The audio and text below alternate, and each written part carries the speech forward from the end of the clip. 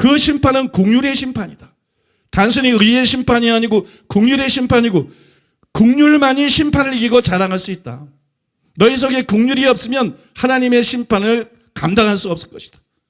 옛날에 밥존스 목사님 간증에 나오는 것처럼 우리가 하나님 앞에 섰을 때 하나님께서 뭘 물어보시느냐, 사랑하는 법을 배웠느냐, 그걸 물어본다는 거하고 같은 얘기죠. 사랑하는 법을 배웠느냐. 우리가 심판을 이기려고 그러면 긍휼히 여기는 자가 되어야 된다. 우리가 심판을 이기려고 그러면 불쌍히 여기는 자가 되어야 된다. 우리가 심판을 이기려고 그러면 이색한 사람이 되면 안 된다. 다른 사람에게 베풀고 나눠줄 수 있는, 믿습니까? 말과 혀로만이 아니라 행함과 진실함으로 형제나 자매들을 사랑할 수 있는 그런 사람이 되어야 되고, 그런 삶을 실제로 사는 사람만이 심판날 이길 수 있다는 거예요. 심판날 정죄를 받거나 멸망하지 않을 수 있다는 거예요. 여러분 어떻게 생각하세요? 어떻게 보셨나요? 야고보가 단지 행함이 아니라 긍휼을 강조하고 있다는 것이 분명히 보이지 않나요? 이게 여러분 야고보서 장 전체가 보여주는 것이, 단순히 행함을 강조하는 것이 아니라 긍휼을 강조하고 있다. 그래서 여러분 최영상 교수님은 이렇게 말했습니다. 참된 경건, 참된 신앙생활에는 항상 긍휼의 행동이 뒤따른다. 지금 야고보가 믿음과 행위의 문제, 곧 행동이 따르지 않는 믿음의 문제를 다루는 이유가 1장 27절에서 소개한 참된 경건의 필수적인 요소 가운데 어려운 가운데 처한 고아와 과부를 돌보는 긍휼의 삶을 강조하기 위함이라는 사실을 기억해야 한다. 그래서 지금 2장 14절로 19절에서 믿음과 행위라는 신학적인 문제를 다루는 것 같아도 그 본질은 긍휼을 나타내는 참된 신앙, 참된 경건의 모습을 드러내고자 함에 있음을 잊지 말아야 한다.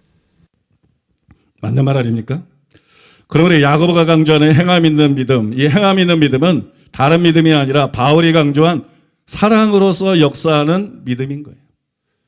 야고보가 강조한 믿음은 바울이 강조한 믿음과 다른 믿음이 아니에요. 바울도 믿음으로 의롭다함 받는다, 행위로 율법 행위가 아니라 믿음으로 의롭다함 받는다 그랬는데, 그 믿음이 뭔지를 갈라디아서 6절에서 사랑으로서 역사하는 믿음뿐이니라. 믿는다는 게 단순히 지적 수국이나 동의, 확신 이런 게 아니라는 것이, 믿습니까? 사랑으로서 역사하는 믿음뿐이니라. 여러분 이를 통해서 우리는 바울과 야고보의 생각이 다르지 않다는 것을 다시 한번 알 수가 있죠. 참 믿음은 사랑으로 표현되는 믿음이에요. 사랑으로서 역사하는 믿음은 옛날에 다 살펴봤지만 사랑으로 표현되는 믿음을 말하는 거죠. 사랑으로 표현되는 믿음. 참 믿음은 사랑으로 표현되는 믿음. 참 믿음은 하나님을 사랑하는 거예요. 참 믿음은 서로를 사랑하는 거예요.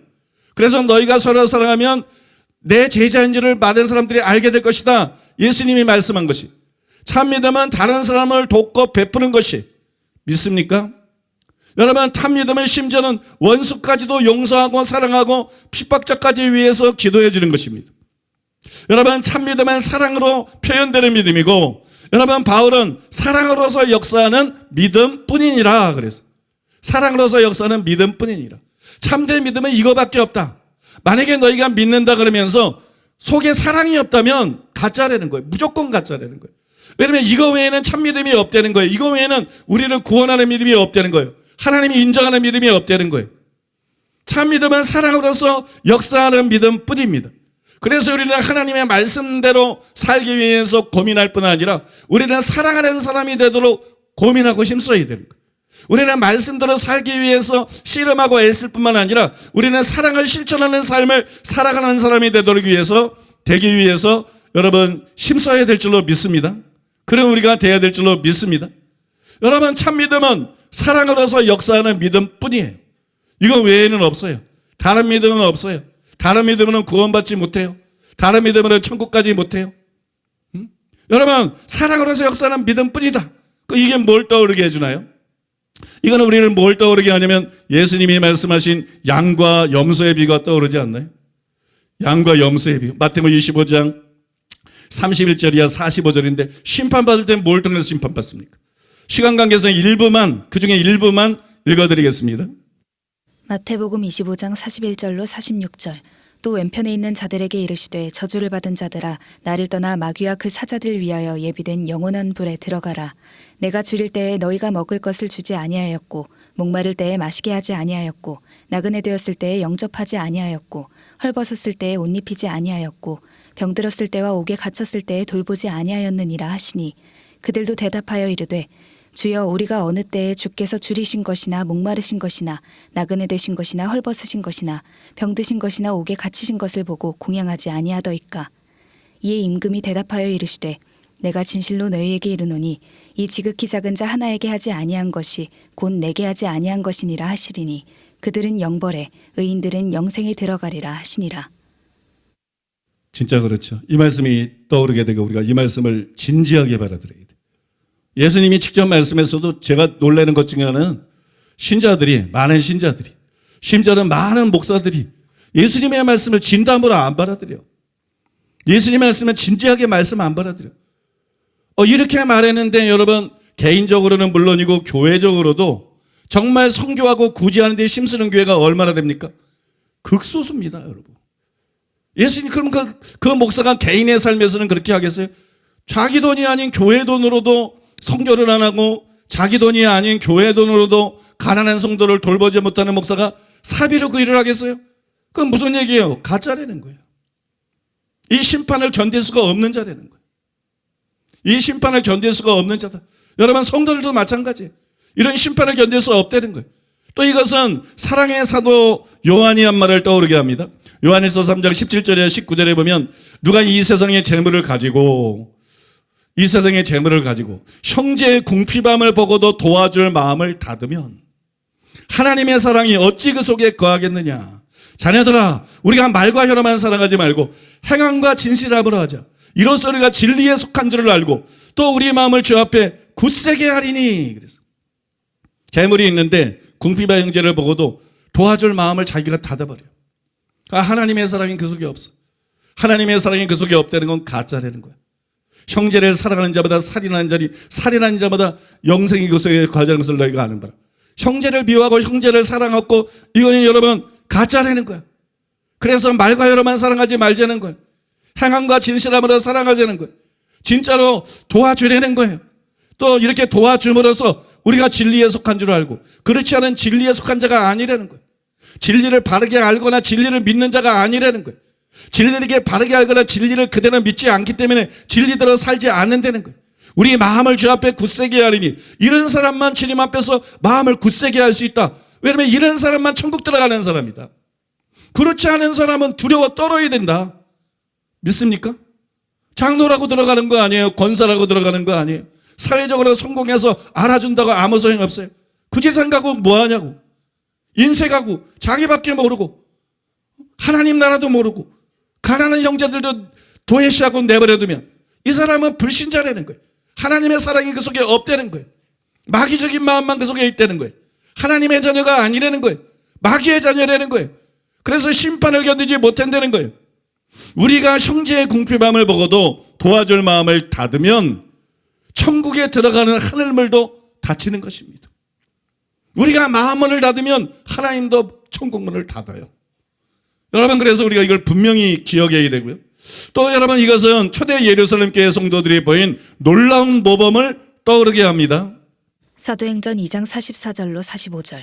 믿는 사람이 다 함께 있어 모든 물건을 서로 통용하고 또 재산과 소유를 팔아 각 사람의 필요를 따라 나눠주며. 사도행전 4장 32절로 35절. 믿는 무리가 한 마음과 한 뜻이 되어 모든 물건을 서로 통용하고 자기 재물을 조금이라도 자기 것이라 하는 이가 하나도 없더라. 사도들이 큰 권능으로 주 예수의 부활을 증언하니 무리가 큰 은혜를 받아 그 중에 가난한 사람이 없으니 이는 밭과 집 있는 자는 팔아 그 판 것의 값을 가져다가 사도들의 발 앞에 두매 그들이 각 사람의 필요를 따라 나누어 줌이라.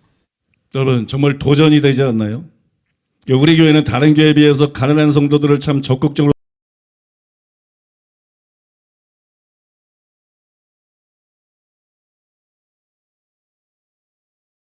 증거다. 수많은 사람들이 이런 말을 했어요. 남을 긍휼히 여기는 거, 가난한 자를 긍휼히 여기는 거. 우리가 왜 구원을 받았어요? 하나님의 그 크신 긍휼 때문이에요. 왜 하나님께서 독생자를 이 땅에 보내야 돼? 왜 하나님이 사람이 돼서 그것도 아기가 돼서 이 세상 타락한 세상에, 이 열악한 세상에 천국에 다스리던 분이 태어나야 돼? 왜 그분이 여러분 이 땅에서 그렇게 비판을 당하고 공격을 당하고 이단으로 매도를 당하고 그다음에 여러분 조롱을 당하고 귀신 들렸다는 말까지 들고 십자가에 그렇게 무자비하게 돌아가셨어야 돼. 하나님이 우리를 긍휼히 여기셨기 때문에. 그래서 우리가 영원히 지옥불에서 뒹굴 수밖에 없는, 거기서 헤어날 수 있는 길이 생긴 것이. 기독교는 하나의 종교가 아닙니다, 여러분. 영원한 지옥에서 빠져나올 수 있는 희망이 생긴 거예요. 저 천국에서 하나님의 자녀로 살 수 있는 그런 길이 열리고 희망이 생긴 것이.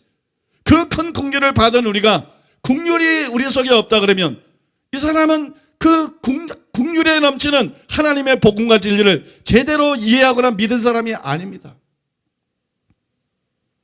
긍휼은 여러분 명백히 구원받은 증거고 거듭났음을 보여주는 증거가 되는 거예요.